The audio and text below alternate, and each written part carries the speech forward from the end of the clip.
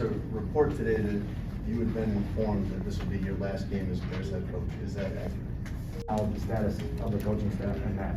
That was the last college team that went to the Olympics in '88. John Thompson, late great John Thompson, good strong move, was the Olympic coach there. And the United States finished third. Right on the foul.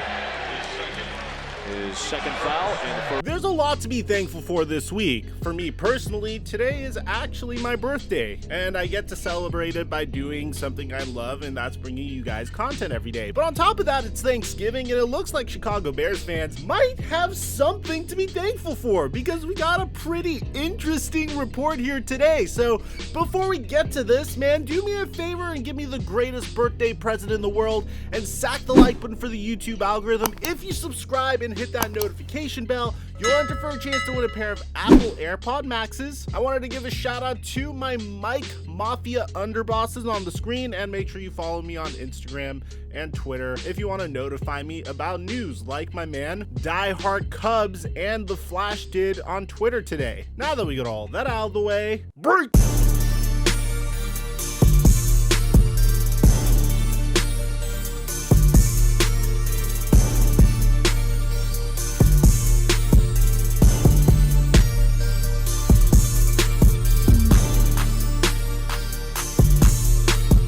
Chicago Bears fans have been wanting Matt Nagy to be fired for quite some time, and it's really not difficult to see why. After a fairly promising first season in the NFL with the Chicago Bears, where they would finish first in the NFC North and lose to the Philadelphia Eagles in probably the most heartbreaking fashion whatsoever, the Chicago Bears had a ton of hope for the future. I mean, the Mitchell Trubisky guy that they traded up to the number 2 overall pick for didn't look half bad. He showed flashes of brilliance during his first season under Matt Nagy. But in addition to that, the Chicago Bears had an absolute monster of a defense bolstered by the likes of players like Khalil Mack, Kyle Fuller, Eddie Jackson, Danny Trevathan, Prince Amukamara, Pernell McPhee, and that offseason they would even go on to draft Roquan Smith. On top of that, they had Jordan Howard, who was an absolute beast at the running back position, who had a career year under Matt Nagy. They had a tremendous wide receiver core featuring the likes of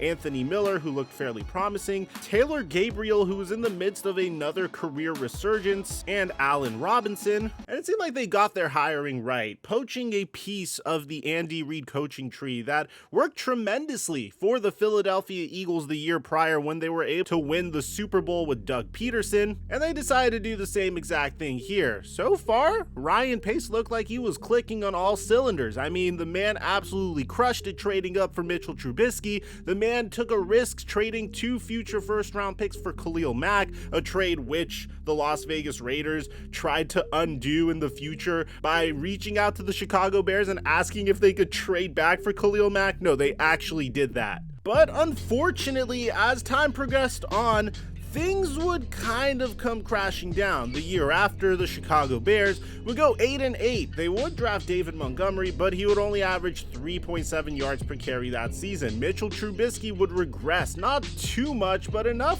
to the point where you'd have to take a deeper look at him. I mean, he completed 63% of his passes for 17 touchdowns and 10 interceptions. They were 29th in the league in points for, and bear in mind, Matt Nagy was considered to be an offensive genius. Well, in 2020, things didn't get any better. As a matter of fact, it got a little worse. I mean, don't get me wrong, the offense marginally improved to 22nd in the NFL for points for and 14th in the NFL for points against, which was a little bit of a downgrade from their year prior where they were 4th in the NFL for points against, but they still finished with an 8-8 season.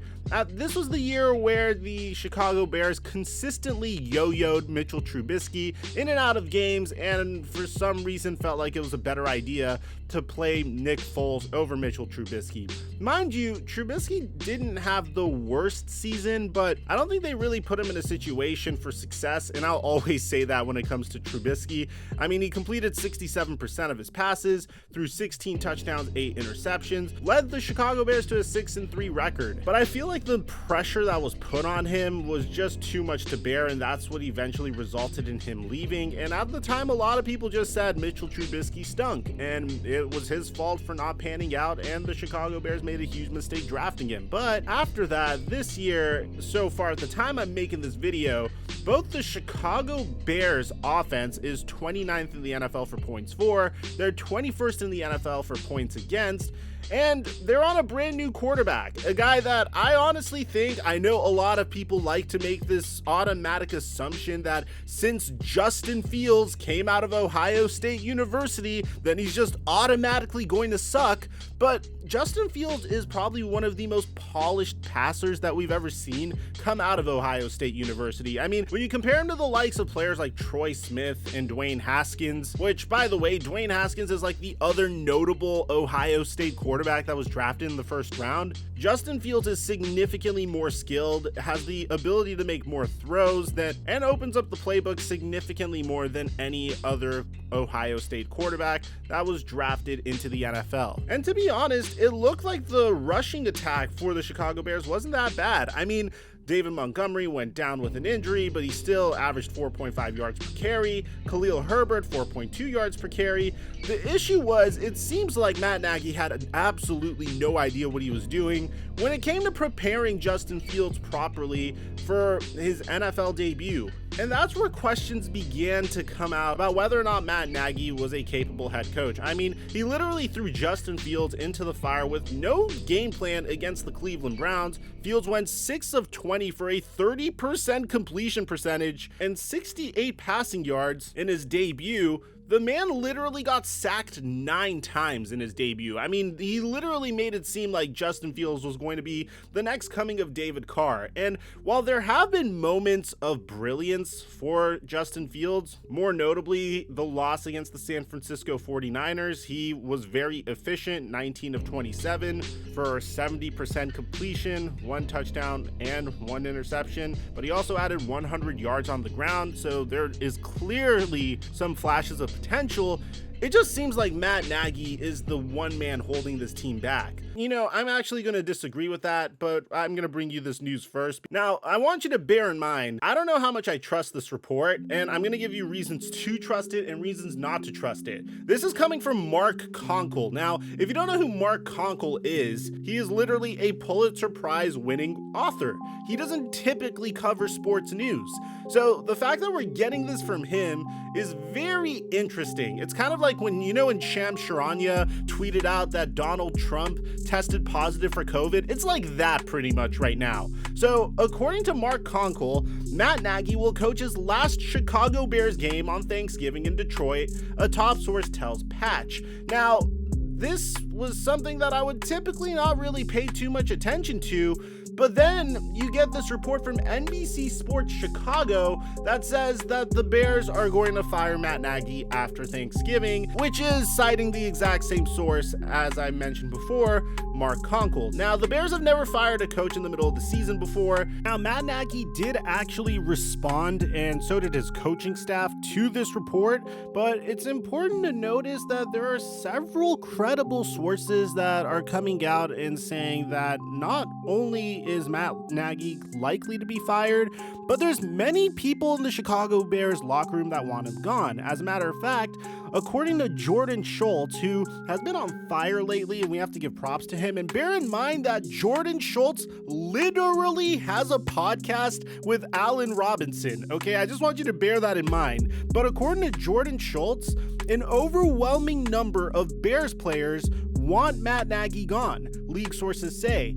He lost some of the locker room last season, but now it's gone. One key holdup, no head coach in the 101-year franchise history has ever been let go during the season. Now, Schultz also mentions that it's hard to imagine a scenario where general manager Ryan Pace survives as well. Pace has been given full reign and made the lion's share of mistakes, including hiring Nagy.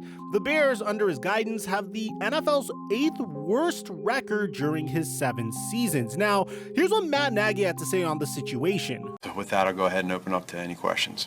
Matt, there's a report today that you had been informed that this would be your last game as sports head coach. That is not accurate. I have not, I have great communication with ownership, with George and Ted and Ryan, but I have not had any discussions. What have been your discussions with George and Ted and Ryan this week?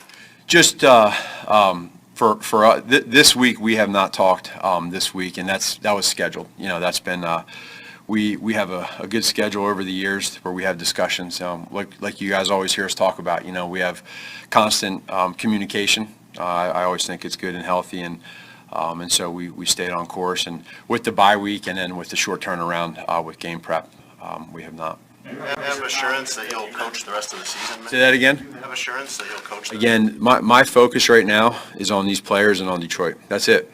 And I think that's my job as a head coach and a leader, is to do that. These guys, these players have been amazing. They've been great.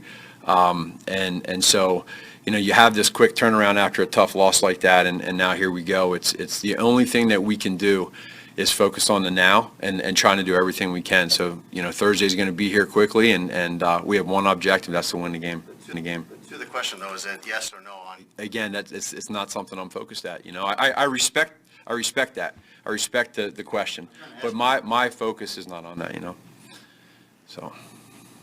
What you obviously know things like this will swirl. And here's the thing, man. I'm going to be honest. This is the right move. I think Matt Nagy had two really promising QBs that he could have developed. I mean, he saw flashes with Mitchell Trubisky, but I don't think he put Mitchell Trubisky in a situation where he could be successful. The best head coaches look at raw talent and say, okay, let's do what you're comfortable with, build your confidence, and eventually throw some new stuff at you. And it seemed like throughout all of Mitchell Trubisky's career with the Chicago Bears, it seemed like Matt Nagy was just trying to force the man to do what he wanted to do, which is a huge mistake, and which is stuff that coaches would do in the 2000s, and sometimes it worked, but sometimes it didn't. And it seems like with Justin Fields, it's more of the same. I mean, this is a man that's clearly a remarkable scrambling QB, but Matt Nagy is trying to just depend on his arm throughout these games. The funniest part is, like, there's a direct correlation to Justin Fields' best game as a member of the Chicago Bears and the fact that Matt Nagy wasn't coaching him during that game against the San Francisco 49ers. So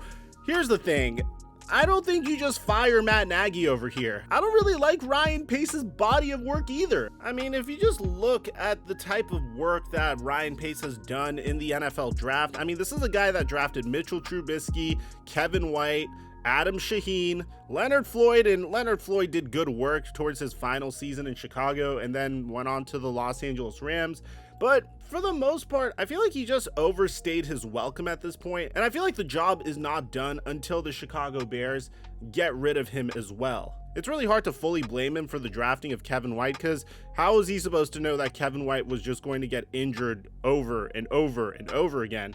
But for the most part, when I just did my what if Patrick Mahomes was drafted by the Chicago Bears video, I studied how much Ryan Pace was like obsessed with Drew Brees to a ridiculous extent, and I just really hated the logic in drafting Mitchell Trubisky as a result of that. So let me know in the comment section down below. Do you like the fact that the Chicago Bears are letting go of Matt Nagy? Do you think he deserved another chance? I'd like to hear what you have to say. Aside from that, I'm your boy with Mike, and I'm dropping our mic until our next upload.